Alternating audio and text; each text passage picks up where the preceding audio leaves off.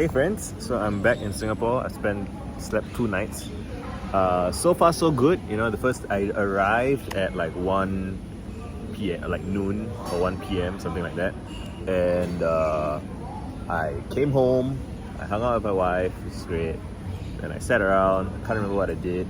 But I went to bed fairly early at like 10, 11-ish. And then I woke up early, which is great, at like maybe 7, 8.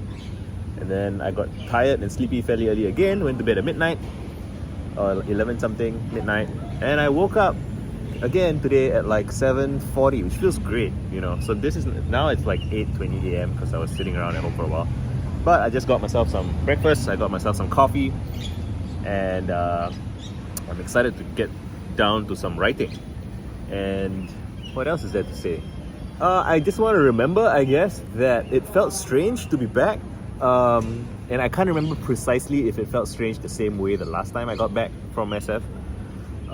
But it very quickly starts to feel like the previous experience was like a dream. Because this is the reality that I have been inhabiting every day for years, right? Almost 10 years now.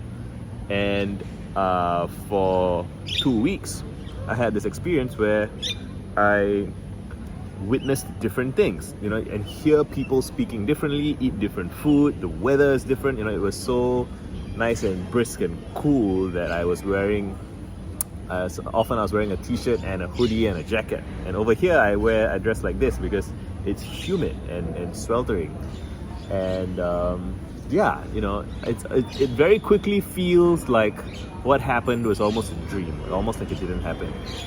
And I think so I'm really glad that I made videos while I was there, like I was walking around Oakland and Berkeley and so on, because if I hadn't, it'll be harder to remember. I have photographs, but I think videos really do make it easier to recreate and recall past states because of the fidelity of information. What else? I'm really excited to work on some essays. I'm thinking that my first Substack essay since getting back might be something called a grammar of one's own, or maybe a vocabulary of one's own. I'm not sure, but where am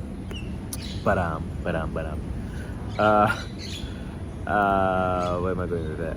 Should I talk about it for a minute? Maybe. Well, I have multiple Twitter threads about how much I love words, and I have lists of my favorite words and how every word has a story, has a history. Every word has a meaning that is negotiated, distorted, stretched, twisted, argued about, and we mess around with it, and I think that's interesting. And I think that some words, and some arrangement of words, become substitutes for thought. You can use words to think, and you can use words to not think, and it can be pretty tricky to see the difference sometimes.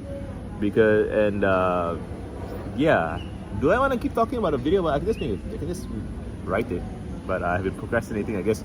I'm always procrastinating on stuff. I don't even like the word procrastination. See, we can talk about the word procrastination and to discuss the nature of words, right? It's such a, it's like a Latin word, right? It's such a, what do we even mean when we say it? It's a word that I feel, the word procrastination, right?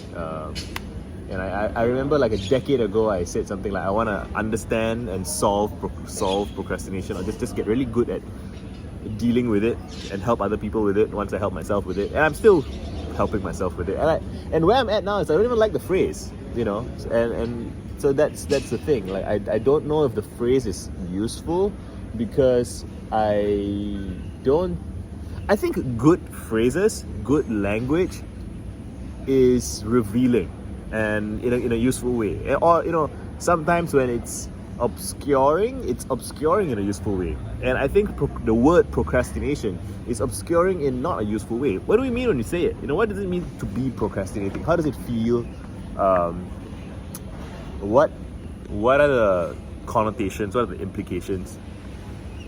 It just sounds clinical, kind of. It sounds separate. And I would prefer to be, I like more immediate descriptions like, oh, I'm stuck on something, or I've been simmering on the thing, I've been stewing it. You know, things that feel more immediate and more, I guess, in relation to the human being, right? So stewing and simmering, these are food metaphors. And I guess I should also read Metaphors We Live By, which is staying on my shelf. Yeah, maybe I'll write this post first with the intention of reading Metaphors We Live By. And that's about it. I don't want to ramble for too long. I do want to get back, eat a little bit, and work on my essay. Hopefully I'll be done in a few hours max, because I want to do other things as well. I want to get around to updating my marketing site so that I can start soliciting clients again, so I can start making money again, so that I can fund my next trip and organize more meetups and see more friends and experience more dreams. Right? That should be fun. Hope you guys are well. Thanks for hanging out, and done.